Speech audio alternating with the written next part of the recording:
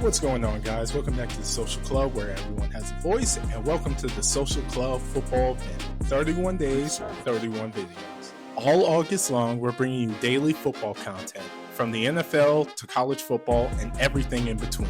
Expect videos on Heisman frontrunners, NFL MVPs, bold predictions, hot takes, and more as we gear up for the new season. Make sure to subscribe to our YouTube channel and hit the notification bell so you never miss a day of football content. We're building more than just content. We're building a community. So make sure to comment your thoughts below every video and let your voice be heard.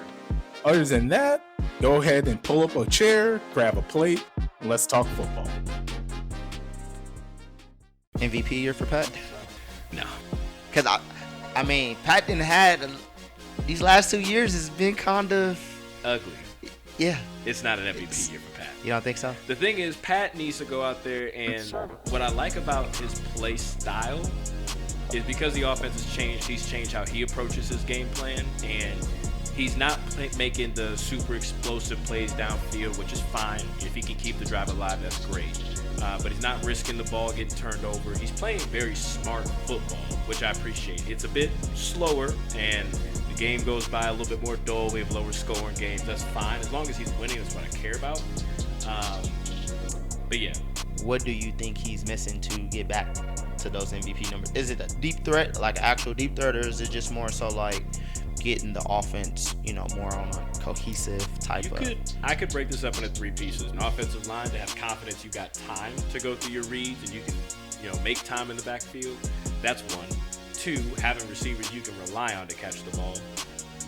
Sky Moore. Sorry.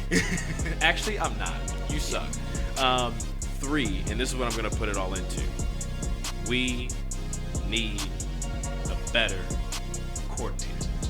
Ever since we lost Eric behind 1,000%. Dog, losing Eric Bieniemy is one of the losses the Chiefs have taken that doesn't get talked about enough. I hate Matt Nagy's offense. This is the offense they ran in Chicago before he came over here for crying out loud, and we see how that organization works. I was saying the rumor, is like Pat loves him, likes him as a coordinator. I just don't see what he sees that we don't see, See, here's the thing. Because I saw that headline too, that he likes Matt Nagy as coordinator. He appreciates the offense he runs. Look at our offense now and how Pat plays. Look at the offense we have with Eric Bieniemy and how Pat plays. Pat didn't like Bieniemy. He said Bieniemy was harder on him. He was tough to work with. They didn't always see eye to eye. Yeah, I did read that. Which you even saw that sometime in games. Right. But let's look back at those years. Super Bowls 1 and 2.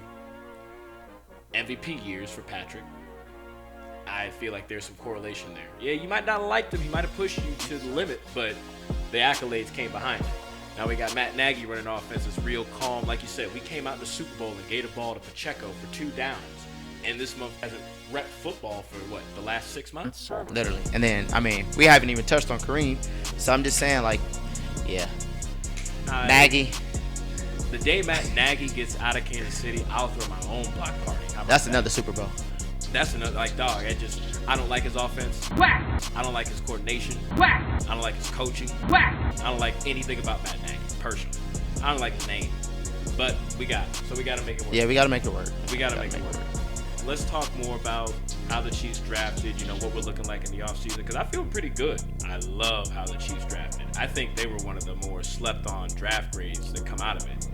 And I did, my Chiefs ranking on the post-draft analysis, but I think that even now, looking back, a lot of those players that we picked up in the late rounds, we weren't expecting to make a huge impact. I think Beach is showing his strength again, bro. He drafts incredibly well because these guys are showing out. Yeah, showing out. I was gonna say, and that's what we can't never really sleep on the Chiefs drafting or question it, because we've been winning Super Bowls with these guys. And then we shown we're not gonna go sign a major player, which I think we should at some point. At some point, just once.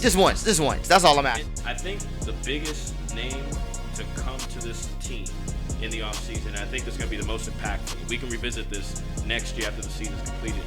I think that the addition of SImmons on the O-line is getting a bit overlooked because he has been explosive in camp.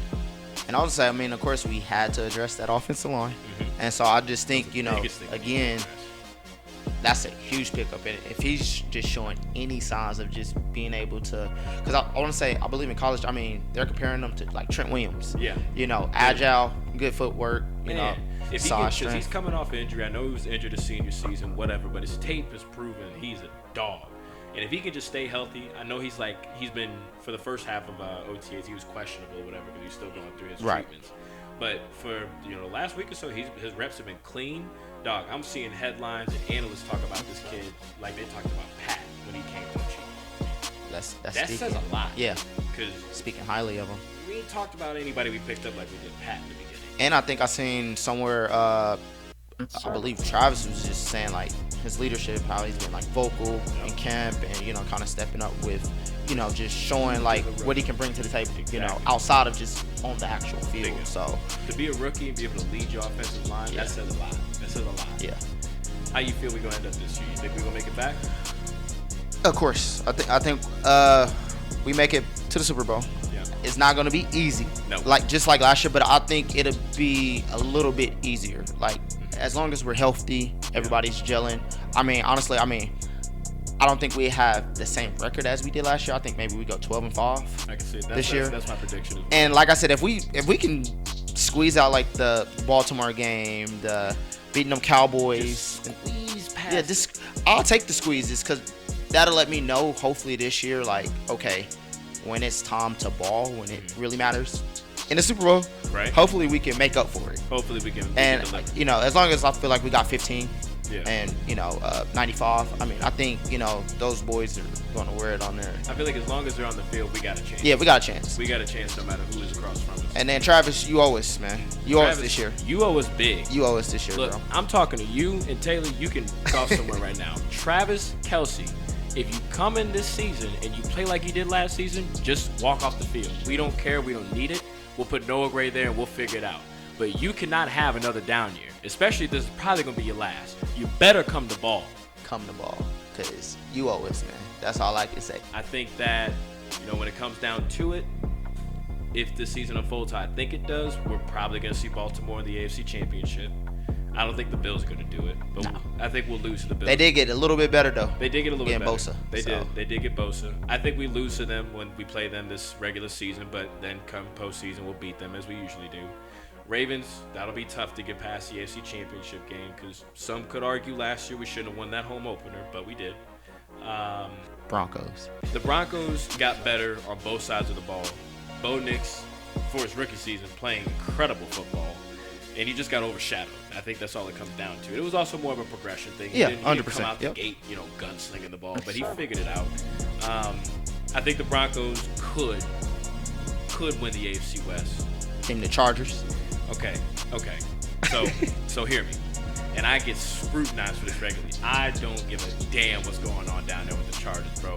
And Garth, I know this is you're gonna take a little bit of offense to it. I understand Harbaugh's behind it. I know he's the head coach, head honcho. He plays winning ball, all that. I don't give a damn. The reason the Chargers will forever be irrelevant is because they got Justin Herbert behind center. Oh.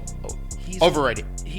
He's a role-playing quarterback, bro. Overrated. He can give you the numbers. He can pad the stats. He can get you to the playoff run. But when you get there, what happens?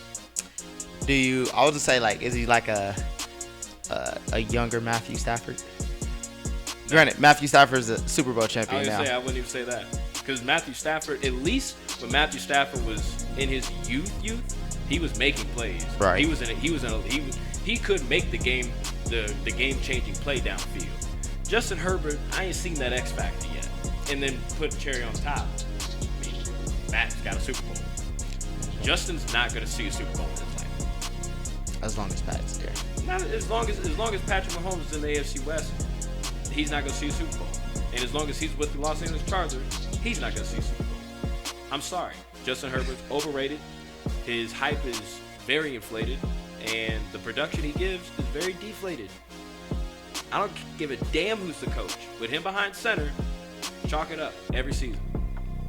I'm gonna have some words from Garth on that one. But yeah, I think if we don't win the AFC West, it'll be the Broncos. Pains me to say it. Do I think we'll come out of the AFC West? Yes, I do think we do. I do want to mention this. why the hell did they just make Arrowhead the get stomped on venue? Because every tough rival we play is in Arrowhead. And I'll be honest, I don't like last year we went undefeated at home. I don't know if we're gonna go undefeated at home this year. We play the Ravens, we play the Lions, we play the Eagles. That's 3 super teams in itself that we got to take on here on our home turf. You got to knock the king off, man. You know that. I mean, Pat, you got to knock us off. I mean, you got to come through Arrowhead to do it. Damn. The NFL, I mean, we can say it's rigged. So, I mean, you know, at some point, you know, you only can stay at the top for so long.